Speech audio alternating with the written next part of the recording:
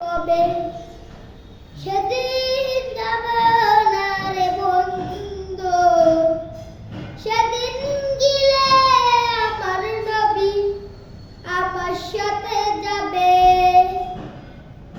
সেদিন যদি বুকের কাছে চলে যেত, সেদিন যদি আসতো একদিন পরে, সেদিনের কথা তুমি বলতে না রে বন্ধু রে, সেই কথা তুমি বলতে না রে বন্ধু রে।